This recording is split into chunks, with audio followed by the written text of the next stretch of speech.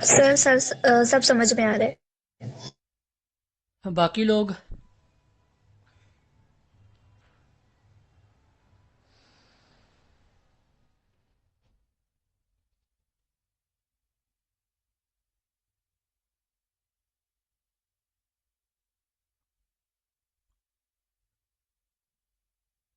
चलें, हम अपनी क्लास का आगाज़ करते हैं। हाँ, बहुत आप लोगों ने शुरू किए हुए होंगे। जो आपको सर हमाद ने शुरू करवाया था, अरकान आप लोगों ने आई थिंक पढ़ लिए हैं, यानी कि जो अमूर तबैया होते हैं तो उनके अबाउट्स। तो आज हम जो डिस्कस करेंगे, नेक्स्ट हमारे पास जो अमूर तबैया आता है, तबैया यानी कि जो तबीयत को बनाते हैं उनमें से अनासिर, वो नेक्स्ट है ह्यूमर्स। तो इंग्लिश में इसको ह्यूमर्स ही बोला जाता है। उर्दू में इसको अखलात कहते हैं, या यूनानी टर्म में देखें तो इसको अखलात ही बोला जाता है। ये खिल्त से निकला है। तो बेसिकली सबसे पहले हम ये समझेंगे कि ये खिल्त है क्या। ठीक है। तो खिल्त बॉडी के अंदर एक आम वर्ड में अगर देखें तो तरस्याल मादा है, जिसके पास एबिलिटी होती है कि वो बॉडी के अंदर बहता है या रन करता है।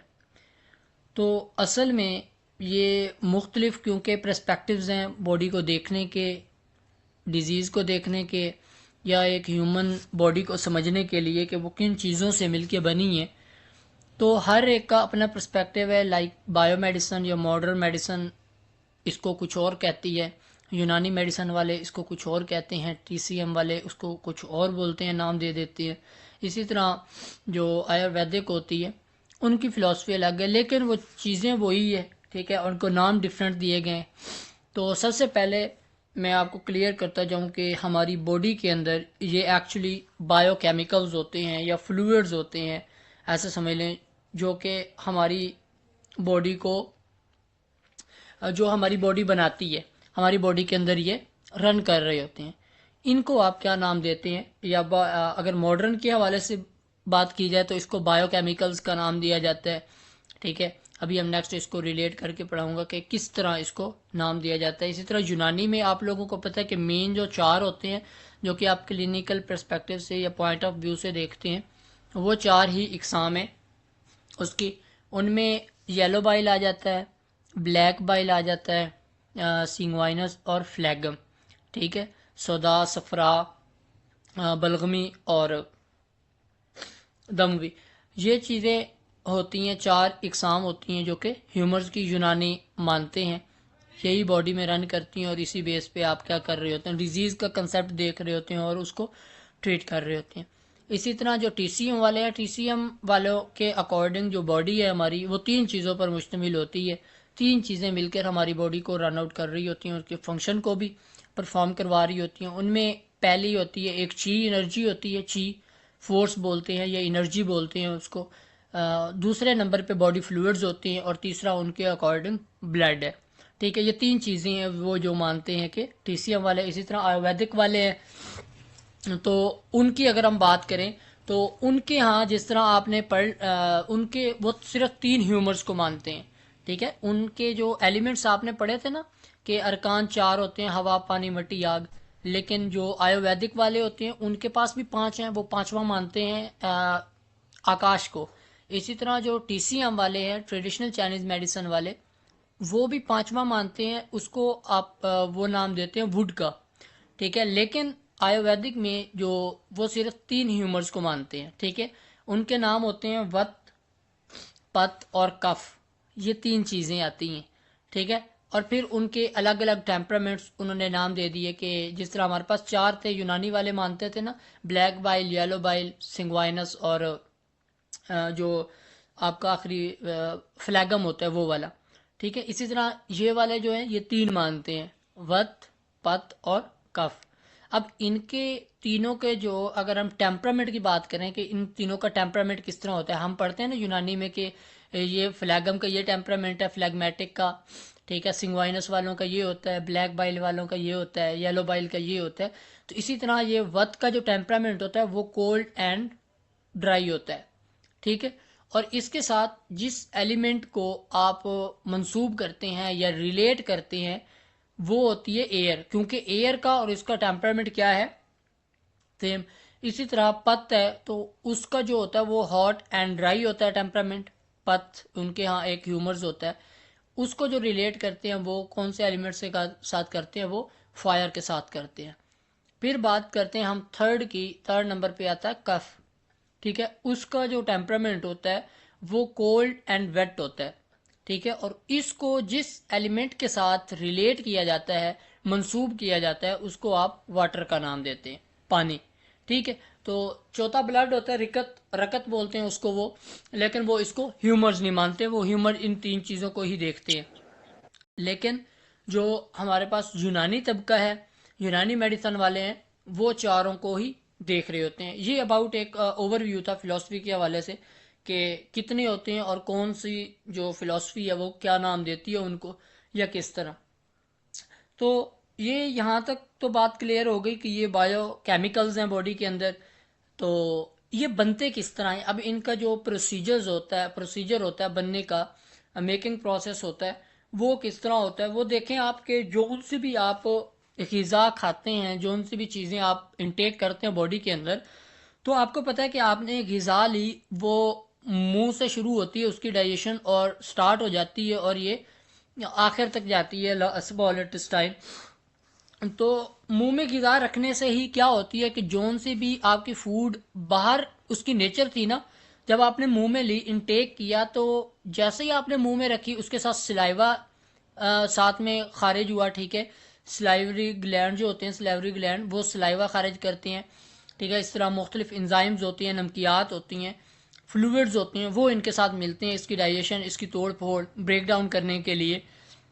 तो यहाँ जाके क्या होती है कि उस खुराक की नेचर ही चेंज हो जाती है। ठीक है, जो आप बाहर थी वो उसकी नेचर नहीं रहती, वो नेचर ही चेंज हो गई। इसी तरह ये जो आपका खुराक की नाली है, वहाँ से होता हुआ जब ये स्टमक तक पहुँचती है खुराक, वहाँ पे इसका मज़ीद प्रोसेस होता है, वहाँ पे मज़ीद गैस्ट्रिक जूसेस, ठीक है, इंजाइम्स, वहाँ पे भी फ्लूइड्स जो होते हैं वो उसके साथ और मिल जाते हैं, और उसकी क्या होती है कि नेचर चेंज कर दी जाती है। नेचर उसकी चेंज हो जाती है, फिर उसको स्मॉल ब्रेकडाउन में, छोटे छोटे पार्टिकल्स में तकसीम कर दिया जाता है। ठीक है, उसकी नेचर और चेंज हुई।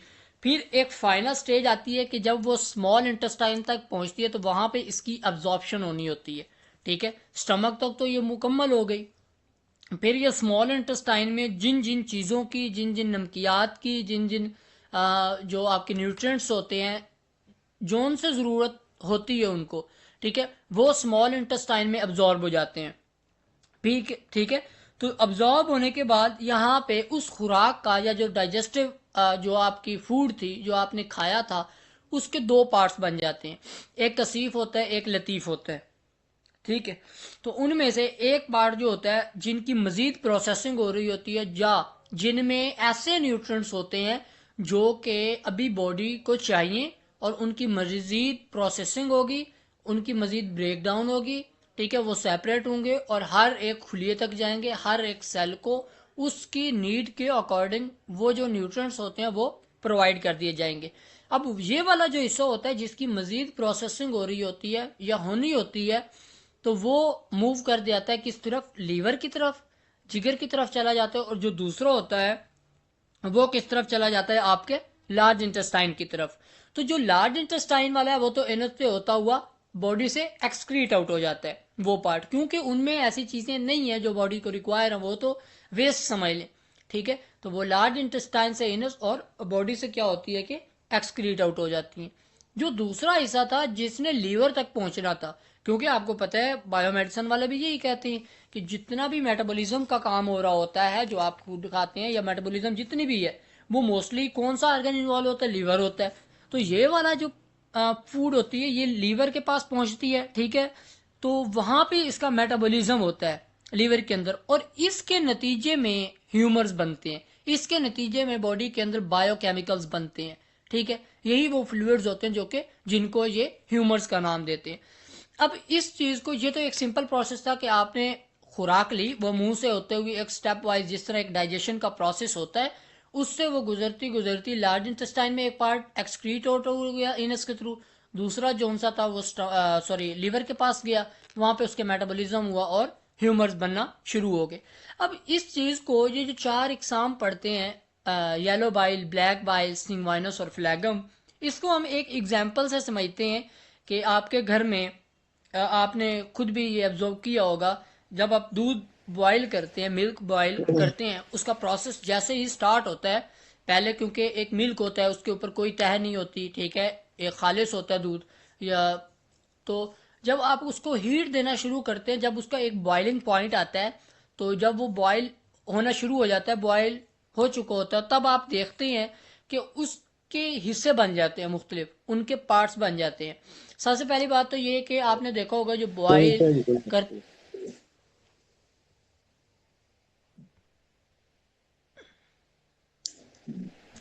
ये अफराग हसन सजाद अपना माइक बंद कर लें।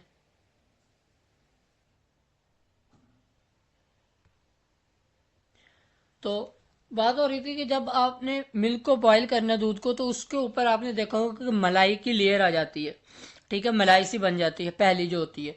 तो इसको वो रिलेट करते हैं इसी तरह, मतलब सेम जिस तरह ये कुकिंग प्रोसेस है ना, यानी कि उसको बॉईल करने का, इसी तरह लीवर के अंदर भी आपकी खुराक जो होती है वो कुक हो रही होती है, वो आपकी बॉईल हो रही होती है या उसकी प्रोसेसिंग हो रही होती है, उसका मेटाबॉलिज्म चल रहा होता है, ठीक है। तो सेम इसी मेथड के साथ आपकी लीवर के अंदर खुराक भी इसी लेयर्स के साथ मतलब ब्रेक डाउन होती है, या उसकी भी लेयर्स बनती हैं मेटाबॉलिज्म के नतीजे में। जिस तरह ये एक दूध वाली मैं एग्जांपल दे के समझाना चाहता हूँ कि जो आपकी बिलाई तय होती है, अपर लेयर जो होती है पहली, जिसको आप मलाई आपने देखी होगी, तो उसको ये नाम देते हैं येलो बाइल का, ठीक है। अब ये येलो बाइल हमारी बॉडी के अंदर कौन से आर्गन में स्टोर होती है? गॉल ब्लैडर के अंदर, ठीक है। इसी तरह उसके नीचे आपने देखा होगा, जब मलाई हटाते हैं तो उसके नीचे एक प्योर लेयर होती है, यानी कि प्योर दूध होता है, मिल्क होता है। तो इस चीज को ये नाम देते हैं सिंग्वाइनस का, ठीक है। यही सेम प्रोसेस जब मेटाबॉलिज्म का लीवर के अंदर हो रहा होता है, पहली लेयर येलो बाइल की बनती है, दूसरी जो होती है वो सिंग्वाइनस की बनती है। और अगर आपने दूध की जो ऊपर वाला लेयर होती है, क्लियर जो होती है, प्योर, ठीक है, अगर आप उसको हटा दें तो उसके नीचे ना छोटे छोटे ग्रेन्यूल्स होते हैं बने हुए, जब जिनको आप मैश करते हैं ना, हाथों से पकड़ के या वैसे भी चम्मच के साथ भी कर दें, तो वो क्या होते हैं कि वो मिल्क में ही कन्वर्ट हो जाते हैं, वो दूध में ही कन्वर्ट हो जाते हैं, ठीक है। तो वो ग्रेन्यूल्स से जो बन रहे होते हैं, ये बॉडी के अंदर रिलेट करते हैं, या लीवर के अंदर जब मेटाबॉलिज्म हो रहा होता है, ये फ्लैगम को डोनेट करते हैं, ठीक है, रिलेट। यानी कि फ्लैगम भी इसी तरह होता है, ये कच्चा खून भी इसे बोलते हैं, कि जब जरूरत होती है बॉडी को, तो ये उस ओरिजिनल प्योर जो ब्लड होता है उसमें कन्वर्ट कर दिया जाता है। जिस तरह ये ग्रेन्यूल्स थे, इनको आपने मैश किया तो ये प्योर मिल्क में कन्वर्ट होगा। इसी तरह फ्लैगम जो होता है, ये भी कच्चा खून बोलते हैं इसको भी, जब बॉडी को जहाँ पे ब्लड की ज़रूरत होती है, ब्लड प्योर नहीं मिल रहा होता, तो वो उसकी सूरत इख्तियार कर लेता है, यानी कि उसमें कन्वर्ट हो जाता है। और फोर्थ आपने देखी होगी कि पेंदा जो होता है, उस जिस बर्तन में भी आप उसको बॉईल कर रहे हैं, तो एक पेंदे के साथ लग जाती है, ठीक है। तो उस लेयर को क्या बोलते हैं? ब्लैक बाइल बोला जाता है, ठीक है। सेम इसी तरह जो लीवर की अंदर मेटाबॉलिज्म होता है फूड का, उसके नतीजे में जो सबसे जो जो नीचे वाली तय होती है, ठीक है, उसको आप क्या बोलते हैं? Black bile. तो इसी तरह येलो बाइल को आप सफरा का भी नाम देते हैं। इसी तरह जो सिंगवाइनस होता है, इसको अरबी में दम बोला जाता है। उर्दू ये दम जो है असल में ये अरेबिक वर्ड है, ठीक है, दम बोलते हैं खून। इसी तरह जो फ्लैगम होता है इसको बलगम, और आपका जो ब्लैक बाइल होता है इसको सौदा का नाम देते हैं। अब ये सेम कुकिंग प्रोसेस कहाँ हो रहा है? आपके लीवर के अंदर। ये मैंने आपको एग्जांपल दिया कि किस किस तरह सेम इसी लेयर और इसी सीक्वेंस के साथ मेटाबॉलिज्म होता है लीवर के अंदर, और इसी तरह ये जो ह्यूमर्स होते हैं चार, वो बनते हैं, ठीक है। तो अब हम बात करते हैं जो हमने नाम दिया, कि मैंने कहा कि ये आपको इजीली अगर समझना हो आपने, कि जो बायोकेमिकल्स होते हैं, इनको अगर मैं रिलेट करूं कि ये बॉडी के अंदर जो हम बायोमेडिसिन वाले ये पढ़ते हैं कि carbohydrates, fats, protein, amino acids, nucleic acid, तो इनको भी ना उनके साथ रिलेट किया जाता है। क्यों किया जाता है? क्योंकि अगर आप इस पर रिसर्च करेंगे, या आपकी असाइनमेंट ऐसे समझ लें, ये आपने खुद करनी है कि किस तरह फैट के जो फंक्शन है वो, और इसी तरह ये जो चार मैंने बताया कि fats, carbohydrates, protein, nucleic acid, amino acid, इनके बॉडी के अंदर फंक्शन क्या है। और इसी तरह black bile, yellow bile, sanguineous और फ्लैगम, इनके बॉडी के अंदर फंक्शन क्या है। तो आप देखेंगे ये बहुत ज़्यादा सिमिलर होते हैं, आपस में मिलते जुलते होते हैं, जो उनके फंक्शन होते हैं वही उनके होते हैं। मैं बाकी तो पढ़ाऊंगा, बट आपने मजीद इस पर रिसर्च करनी है कि ये किस तरह रिलेट करते हैं और ये कौन कौन से होते हैं। पहली बात, जो आपका येलो बाइल होता है ना, अपर लेयर, जो मैंने अभी पढ़ाई है कि किस तरह वो बॉइल हो रहा होता है मिल्क, तो इसका जो टेम्परामेंट होता है वो तो हॉट एंड ड्राई होता है। क्यों? क्योंकि इसको रिलेट किया जाता है जिस एलिमेंट के साथ, उसका नाम फायर है। ठीक है। इसी तरह जो ब्लैक बाइल है सेकंड, जो पेंदे के साथ बिल्कुल लगी होती है तय, तो उसका टेम्परामेंट होता है कोल्ड एंड ड्राई। और इसको कोल्ड एंड ड्राई टेम्परामेंट क्यों? क्योंकि इस एलिमेंट जो सा इसको एलिमेंट बनाता है या ऐसा समझ डोमिनेंट होता है, वो कौन सा है? अर्थ, क्योंकि उसका टेम्परामेंट भी यही है। इसी तरह सिंग्वाइनस है, तो उसका टेम्परामेंट होता है हॉट एंड वेट। ठीक है। और इसके साथ किसको रिलेट किया जाता है? कौन से एलिमेंट को? एयर को।